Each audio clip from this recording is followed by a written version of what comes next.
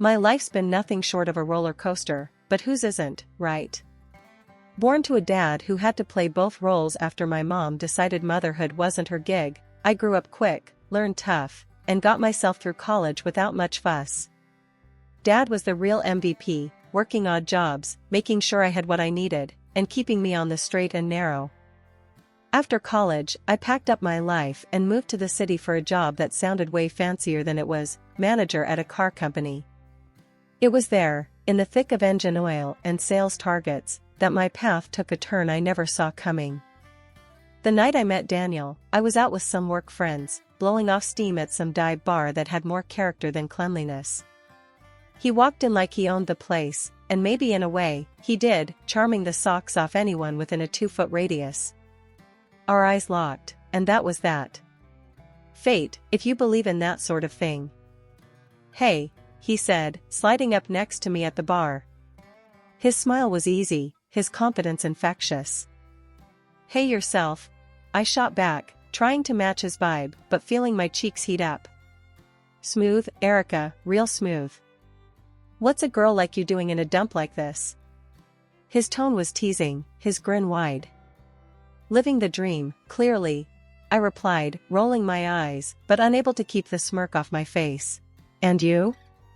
Lost on your way to a GQ photo shoot?" He laughed, a sound that warmed me from the inside out. "Something like that. I'm Daniel, by the way." "Erica." Shaking his hand felt like sealing some unspoken deal. Little did I know. We talked for hours that night, about everything and nothing. The more we chatted, the more I realized Daniel was more than just a pretty face. He was smart, funny, and had a kind of sincerity that was hard to come by. When he asked for my number, I didn't think twice. Our whirlwind romance kicked off from there. Dates turned into weekends together, and before we knew it, 2 years had flown by. Daniel popped the question on a chilly evening in December, right in the middle of the street, with snow gently falling around us. It was so cliché, so unexpected, and so perfectly us. "Marry me, Erica. I'm a better man with you by my side," he said, his breath fogging in the cold air. I was speechless, a rare state for me. "Are you out of your mind? It's freezing, and you choose now to ask?" I teased, even as tears prickled at the corners of my eyes. "Would you have me any other way?" He grinned, dropping to one knee right there on the icy sidewalk. "In your dreams, Daniel. Of course, I'll marry you." And just like that, our new beginning started. After the whole knee and snow proposal scene, life with Daniel took on a new kind of normal. We were in that love bubble where even the burnt toast felt like a sign of our quirky domestic bliss. But as with any couple, the real world wasn't about to let us float too high without a reality check. "Erica, we've been trying for a while now. Maybe we should see a doctor, just to check everything's alright," Daniel said one evening, his voice laced with a concern he tried to mask with a casual shrug. I paused, the reality of our situation sinking in. "Yeah, I guess it wouldn't hurt. I just thought it would have happened by now, My voice trailed off, a mix of disappointment and worry creeping in. The tests were a blur of clinical words and sympathetic smiles. "Everything seems in order, but these things can sometimes take time," the doctor had said, offering a reassuring pat on the shoulder that felt more patronizing than comforting. Months turned into a year, and the strain began to show. Not just on me, but on us. Daniel was trying to be supportive, but the disappointment each month was a heavy silence we both carried. One night, after yet another negative test, Daniel found me on the couch, staring blankly at the TV, not really seeing anything. "Hey," he said softly, sitting down beside me and taking my hand. "Talk to me, Erica." I sighed, the weight of our struggles pressing down on me. "What if it never happens, Daniel? What if we can't have a baby?" Daniel squeezed my hand, his eyes meeting mine with a fierceness I hadn't expected. "Then we'll figure it out. Together. We always do." But I refused to believe that. "We're going to have a family, Erica, no matter what it takes." His words were a lifeline, pulling me back from the edge of despair. I love you, Daniel. I just hate seeing you disappointed. Disappointed? Erica, the only disappointment is seeing you this upset. We're in this together, remember? Screw everything else. And then, when we least expected it, the impossible happened. I was late, but not in the way I'd grown accustomed to each month, with a sinking heart. This time, hope flickered to life, cautious and fragile. Daniel, I called out, holding the pregnancy test in shaky hands. Can you come here? He appeared in the doorway, his expression a mix of curiosity and concern. What's up? I held out the test to him, the positive sign glaring back at us in bold defiance of all the months of heartache. We're going to have a baby, I whispered, disbelief and joy mingling in my voice. Daniel's reaction was immediate and overwhelming. He scooped me up in his arms, spinning me around as he laughed, a sound so pure and full of happiness it brought tears to my eyes. I told you, Erica. I told you we'd make it happen. His voice was triumphant, his hold on me tight and reassuring. That night, we celebrated, just the two of us, talking about the future, our dreams for our child, and how we couldn't wait to meet the little person who had already changed our lives. Quitting my job wasn't an easy decision, but Daniel was pretty adamant about it. Babe, we need you focusing on the little one. We'll manage. I'll take care of everything else, he'd said, his tone leaving little room for argument. I knew he meant well, wanting to provide for us and ease my burden, but the reality of my days, filled with sickness and exhaustion, was far from what I'd imagined. Mornings were the worst. I'd wake up, run to the bathroom, and barely make it back to bed before the exhaustion hit me like a truck. It wasn't just the nausea, my whole body felt like it was rebelling against me, swelling up and aching in places I didn't even know could ache. Daniel, can you grab me some crackers? I'd call out weakly, hoping to stave off another wave of nausea. But more often than not, Daniel was already out the door, his second job eating up all his time. The few times he was home, I could barely keep my eyes open, let alone maintain a conversation. You're always sleeping, he'd snap, his patience wearing thin. Don't you care about anything else anymore? His words stung, adding guilt to the cocktail of discomfort I was already dealing with. I'm trying, I'd whisper back, tears welling up in my eyes. You think I enjoy this? Our arguments became more frequent, each one leaving a bitter taste and widening the gap between us. The joy of expecting our first child was overshadowed by the strain it put on our relationship. Daniel's late nights and my physical woes had us living like strangers under the same roof. One night, as I lay on the couch, too tired and sore to move to the bed, Daniel came home later than usual. The sound of the door slamming jolted me awake, my heart racing. Another long night? I asked, my voice hoarse from disuse. What do you think? He retorted, his voice sharp with exhaustion. Someone's gotta pay for all this, he added, gesturing vaguely around our small apartment. I bit my lip, holding back the tears. I miss you, Daniel. We hardly talk anymore. He sighed, running a hand through his hair, a gesture I knew meant he was stressed. Erica, I'm doing the best I can here. I don't know what you want from me. I want us back, I said softly, the loneliness in my voice echoing in the silence that followed. With Daniel working all hours and me trying to prep for our baby girl's arrival, things were tense. His folks, though, were a godsend. Living just a short drive away, they'd pop over often, helping out however they could. His mom, Linda, was particularly amazing, taking the lead on throwing a baby shower that was nothing short of spectacular. Linda turned our little apartment into a pink wonderland, filled with flowers, treats, and laughter. She even crafted this elaborate diaper cake that was both bizarre and beautiful. The wall behind the dining table was adorned with Sophia, our chosen name, in big, glittery letters.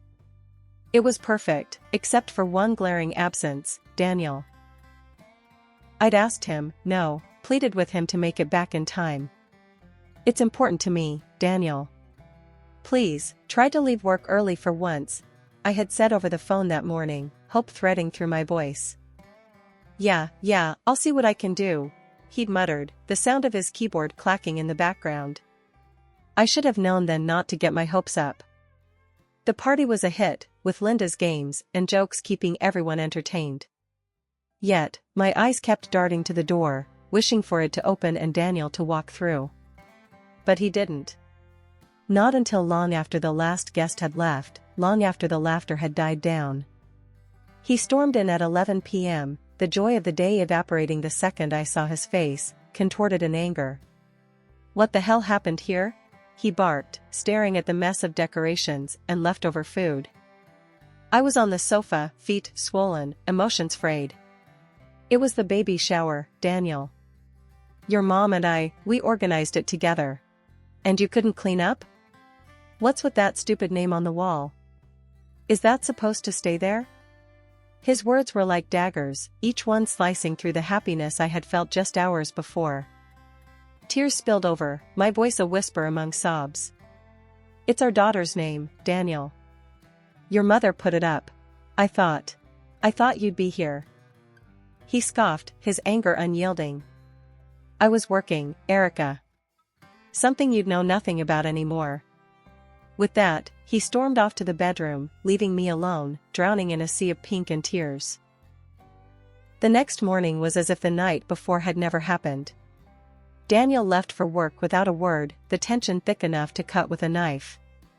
I sat there, in the aftermath of what was supposed to be a celebration, feeling more alone than ever. Linda came by later, her face falling as she took in the scene and my red-rimmed eyes.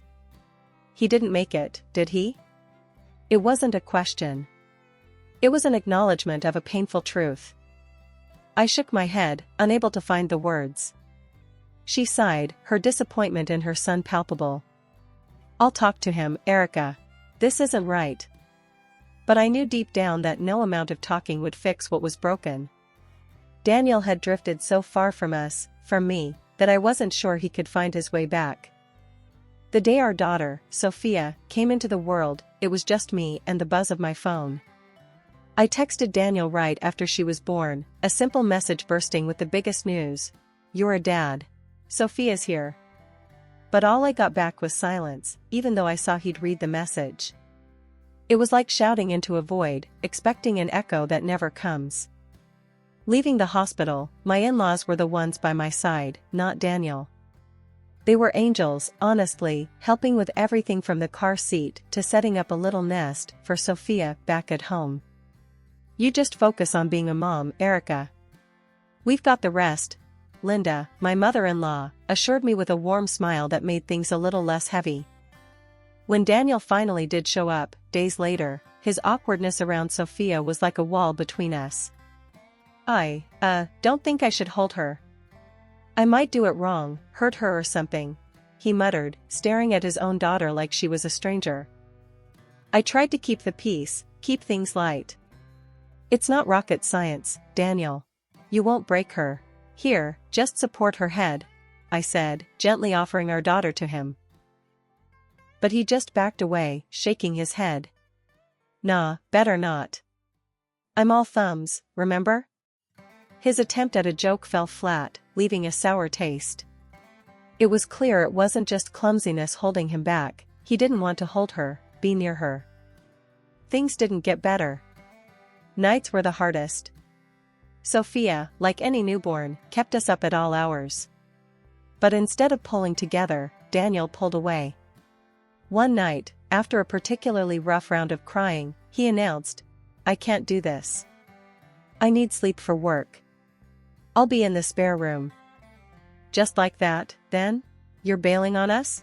I couldn't hide the bitterness in my voice, holding Sophia close, feeling more alone than ever. It's not like that, Erica. I need to function, alright? And with that, he left our room, the gap between us growing wider with every step he took away. Days turned into weeks, and Daniel's visits to our bedroom became less and less frequent, until they stopped altogether. Our conversations were brief, functional, avoiding the elephant in the room, his absence, his detachment, and the growing distance between us, not just as parents, but as a couple. One evening, I tried again, hoping to bridge the gap for Sophia's sake. "She's changing every day, Daniel. Doesn't that mean anything to you?" I asked, hoping for something, anything, that showed he cared. He looked tired, worn down, but there was a flicker of something in his eyes when he glanced at Sophia. "Of course, it does, Erica. I'm just not cut out for the baby stage, I guess." "It's not a stage, Daniel. It's our life now," I replied, feeling the weight of our new reality pressing down on us both. Life with a newborn was no joke. Sophia was an angel by day, but turned into a party animal by night, crying and fussing till the sun came up. I was running on empty, looking more like a walking ghost than a new mom. Self-care was a distant memory, and all I dreamt about was sleep. One evening, as the clock ticked past our usual dinner time, I realized I hadn't even thought about cooking. Daniel came home, tired and hungry, to find the kitchen empty and me, half asleep with Sophia in my arms. "What's this? Where's dinner?" he barked, his voice echoing off the walls, filled with frustration. I blinked back, tears, exhaustion making it hard to form a coherent response. I didn't get to it. Sophia was up all night, and what? You're home all day, Erica. How hard can it be to throw something together?" His outburst cut deep, each word a reminder of how far we'd drifted from each other. This became our new normal, Daniel complaining about the lack of cooked meals, the untidy house, and how I was always too tired. His words stung, leaving me feeling inadequate and alone. One day, after a particularly harsh criticism, I reached out to Linda, spilling everything that had been happening. "Daniel just doesn't understand. I'm trying, but it's never enough," I confessed over the phone, the dam of my emotions breaking. "Oh, honey," Linda's voice was a mix of anger and sympathy. "He has no right to speak to you like that. You're doing your best. I'll have a word with him. And don't you worry, I'll help you out with the dinners." True to her word, Linda started dropping off meals for us, making sure Daniel didn't catch on. It was our little secret, and for the first time in weeks, I felt a glimmer of hope. "Thank you, Linda. I don't know what I'd do without you," I said one evening as she handed me a casserole, her presence a comforting reminder that I wasn't in this alone. "Don't mention it, dear. Your family. And it's high time Daniel remembered that too," Linda replied, her tone firm, promising change. Her help was a band-aid on a bullet wound, though. Daniel's temper flared over trivial things, his patience thinning more each day. The meals may have been sorted, but the underlying issues, the lack of understanding and support, remained. One night, as Daniel complained about the laundry not being done, I couldn't hold back any longer. "I'm not Superwoman, Daniel. I'm doing the best I can. Why can't you see that?" I yelled back, my voice shaky with pent-up frustration and fatigue. He stared at me, his expression a mix of surprise and annoyance. "Well, maybe if you managed your time better." "Managed my time better?" I interrupted, incredulous. "I'm trying to keep our daughter happy and healthy, on no sleep, with no help from you. What more do you want from me?" Our argument spiraled from there, a harsh exchange of words and accusations. It was clear that something had to give. Linda's intervention was a temporary fix, but Daniel and I were on the brink, our marriage strained to breaking point by resentment and misunderstanding. That evening, everything came to a head in a way I never expected. Daniel stormed in, his face thunderous, while I was setting the table with the food Linda had brought over. The tension in the air was thick, almost suffocating. Without even tasting the food, Daniel swept the plates off the table, shattering them against the floor. "I can't eat this crap. It's tasteless," he yelled, his anger palpable. I stood there, stunned into silence, my heart pounding in my chest. Before I could muster a response, Linda emerged from Sophia's room, having heard the commotion. "What on earth is going on here? Why did you dump my food on the floor?" she demanded, her eyes darting between the mess on the floor and her son's furious face. Daniel, caught off guard by his mother's sudden appearance, stammered. I thought. Erica made this. It's awful. Linda's face turned red, not with embarrassment, but with anger. You thought Erica made this? And that gives you the right to act like a child, throwing food around? She stepped closer to him, her voice rising. Do you have any idea how hard she's working, caring for your daughter all day and night? When was the last time you acknowledged that, huh? Daniel looked like he wanted the ground to swallow him up. Mom, No, Daniel. Linda cut him off sharply. You need to hear this. Erica's doing the best she can under tough circumstances. And instead of supporting her, you criticize and belittle her efforts. Shame on you. Daniel's eyes lowered, the fight going out of him. He mumbled an apology to his mother, but Linda was quick to correct him. You owe your apology to Erica, not me. And you know what? You need to spend a day in her shoes. Maybe then you'll understand. The silence that followed was heavy, charged with unspoken truths and realizations. Daniel nodded slowly, the reality of his actions beginning to sink in. I'm sorry, Erica. I didn't realize. Linda's plan was simple, yet daunting. Daniel would take over all my duties for a day, caring for Sophia without any help unless it was absolutely necessary. I was skeptical, but desperate for a breakthrough. After Linda's departure, the air was still thick with tension, but there was a newfound resolve between us. So, we're doing this, huh? I asked, half doubting, half hopeful. You're going to take a crack at my day today? Daniel nodded, the weight of his recent realizations evident in his posture. Yeah, I need to see for myself. How hard can it be, right? There was a hint of his old, cocky humor, but it was laced with apprehension. Okay, but you're on your own, remember? I'm just a call away, but only if you really need it. I reminded him, laying out Sophia's schedule, her feeds, her naps, everything on paper. Spending the day with Linda was a breath of fresh air, literally and figuratively. We shopped, laughed, and for a few hours, I was just me again, not just a mom or a tired wife. Coming home, I was greeted by the sight of Daniel, who looked like he'd been through a war zone. His hair was a mess, there were stains on his shirt, and the living room looked like a toy bomb had exploded. Erica, he breathed out, relief and something else, maybe respect. Coloring his tone. He wrapped me in an exhausted embrace. I'm sorry. For everything. This was the hardest day of my life. I couldn't help but laugh, the tension of the past weeks melting away. Oh, really? And here I thought it was just me not managing my time well. I teased, but gently, seeing the genuine remorse in his eyes. He kissed my hands, an act so tender it made my heart swell. Please, don't leave me alone with her for that long again. I had no idea, everything you do. It's unbelievable. After that day, things started to shift between us. It was like we finally found our rhythm again, understanding and appreciating each other in ways we'd forgotten. He got it now, how relentless and exhausting it was to care for Sophia, and he stepped up, big time. Hey, why don't you take the afternoon off? He'd suggest on a Saturday, seeing the fatigue in my eyes. Go hit the shops or get your nails done. I've got Sophia. Linda and we became thick as thieves. She wasn't just my mother-in-law anymore, she was my confidant, my support system. You've done wonders for him, you know.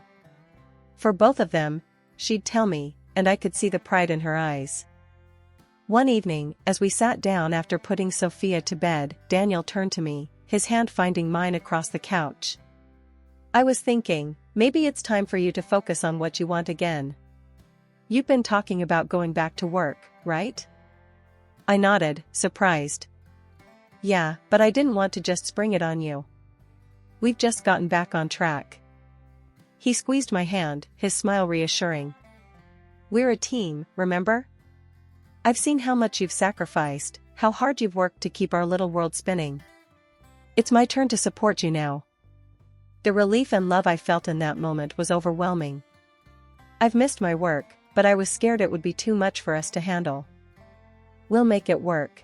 Just like we always do. Together," he said, the determination in his voice matching the resolve in my heart. And so, I started looking into going back to work, energized by the prospect of reclaiming a piece of myself that I'd put aside. Daniel and we found our balance, sharing the load of parenting and household duties, supporting each other's dreams and ambitions.